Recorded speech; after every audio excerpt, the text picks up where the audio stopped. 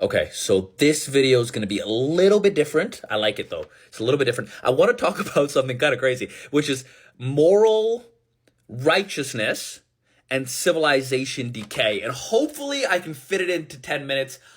Let's try. Okay, so ayah 18 in the Quran. Ayah 18 of chapter 3, the family of Imran. God says, the God of the Quran says, God himself is a witness that there is no God worthy of worship except for him, which indicates that what are you when you're worshiping God, what are you doing? Essentially, what are you doing is you're worshiping a set of ideals that you have to live up to, which essentially is your religion. So you, as a human being, have to be grateful to be here and try to live on the right path. Right? Remember when we went to Surah Fatiha and we were talking about the right path? I'll read it to you guys right now because I think this may be appropriate. Okay. Remember, Surah Al-Fatiha.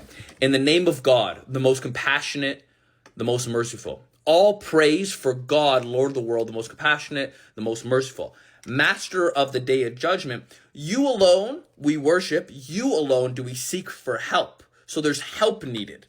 We seek help towards a set of ideals which has consciousness, which is the source of creation. Those three things have to pre-indicate. So there's a set of ideals. That set of ideals has absolute consciousness. That absolute consciousness is where you come from. The source. And you, as a human being, have a consciousness inside of you that points you to right and wrong, which would be your fitrah, according to the Muslims. Guide us to the straight path, the path of those you have blessed, not the one you are displeased with, or those who are astray. So those who are astray, guide us on the straight path. This tells you that there is a straight path, which is species-specific behavior. Now, what does species-specific behavior mean? Well, if you're praising a set of ideals that has a consciousness that you owe that consciousness to, you're going to lead into a set of ideals which is better for the society in which you live in. Okay, let me try to explain. Please argue with me as much as you want, because this is an idea that I want to make sure actually makes sense. I don't want to just... But I've been thinking about this, and I think it makes sense. So Surah 3, Ayah 18. God himself is a witness that there is no God worthy of worship of him. So what happens when you worship other so-called gods? What happens? So if you look at like Roman gods, right? Those are gods. What are gods? Gods are an amalgamation of ideas that live inside of the subconscious mind. So you have the god of war. People pray to the god of war. They're still doing it now, by the way. They're still doing it now. But people pray to the god of war, right? In the Roman times, Greek times, whatever. They're praying to a series of ideals, the manifestation of war within them, they're praying to it. So there's a collective subconscious there. There's a collective unconscious there praying towards the god of war. But the god of war, does that god even exist? But people are essentially praying to their of what is inside their own subconscious, which means that they're creating the gods inside of themselves. Now, who's helping them create the gods? Ask yourself, where do ideas come from? Maybe we'll get into that topic on another day. So God himself is a witness that there is no God worthy of worship except for him, which means that there's a series of gods in which people try to praise, and it always leads them astray. Because if you pray to the god of war, what do you become? You become a warmonger. You become a villain. Your soul changes. If you pray to the god of money, what happens?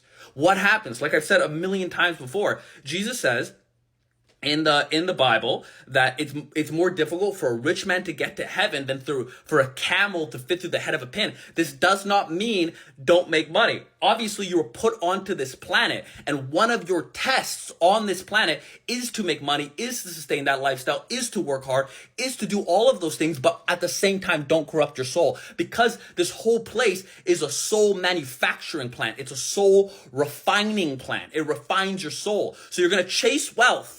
And on your pursuit to chase wealth, if you don't understand what's going on, you can be corrupted, and your soul's gonna be corrupted. And you could see the corrupt people, the people who want war. Look what's happening in the world. The people want war. Those are human beings, just like me and you.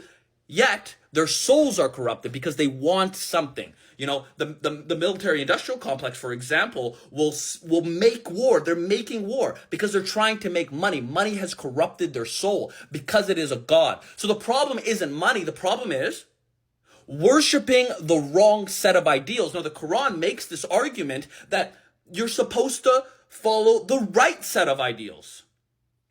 Bold claim.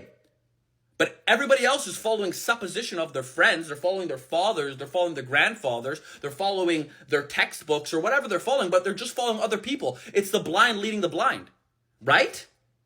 And then how does anybody know they're going the right way? Well, if you come from a source, follow what the source wants you to follow. That would be essentially my argument. Whatever you believe the source comes from, right? If you believe the source is the Old Testament, New Testament, whatever. But there's a source there. Figure out what that is because you don't know because you just got here. How do you know anything? You just got here. You know? God himself is a witness that there is no God worthy of worship except for him. So the set of ideals, and so are the angels and the people of knowledge. Why the people of knowledge? Who are the people of knowledge? Maybe the people that understand that there is a path. Because if you look at society itself, society tends to collapse itself without morality. So you look at societies that are building themselves. So what happens inside of societies, just like people, is these societies will build based off a pure set of ideals. So if you look at like the American Constitution, for example, it's a pure set of ideals. The American Constitution was given to the people by the founding fathers of the United States with this concept that power itself is a corruptible force and the power should belong to the people. And certain rights are reserved by God. Now, when the power structure is too big, it starts to collapse. So if you look at the Egyptians, it's the same thing. You look at power structures themselves, they become co-opted because they're made to the case. So grow. Purity, corruption comes in, collapses the power system, which indicates that without the proper belief system, things are going to be destroyed and moral decay is going to happen. So, and then the question is like, what is the right system which would allow for growth and purity inside of society? Well, I'll tell you another thing, and you can look at this up if you want to look this up, but the best indicator for a strong economy would be trust. The best indicator for a strong economy would be trust. Do you trust the person that you're doing business with? Well, that's why the American system and the Western system worked so well, because at least we had some type of trust for the banking systems, the insurance systems. You know, you're not gonna get backstabs. Now, as much as the system is decaying now, as our medical system is collapsing, all these systems are collapsing, it's because there's a system at top that's been corrupted, and now the whole system is breaking apart. So when the Quran, by the way, in the future, when the Quran, in like the further parts of the Quran, it's going to walk you through the different societies that have corrupted themselves. And that's essentially what happened, right? Story of Sodom and Gomorrah, story of Lot, so on and so forth. You'll see that the society itself corrupted itself. Okay. This is what I'm saying. Because so the whole ayah is, God himself is a witness that there is no God worthy of worship except for him. And so are the angels and the people of knowledge. He is the maintainer of justice. Why? He maintains justice to who? To who?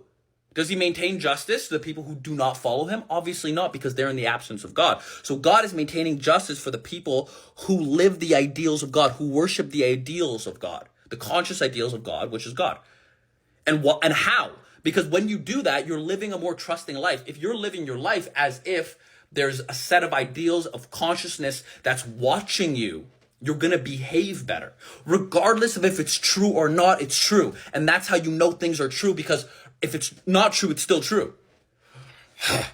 That's a lot. I get it. There's no God worthy of worship except for him, the Almighty, the All-Wise. Okay. That was 9 minutes to explain. I hope I made sense.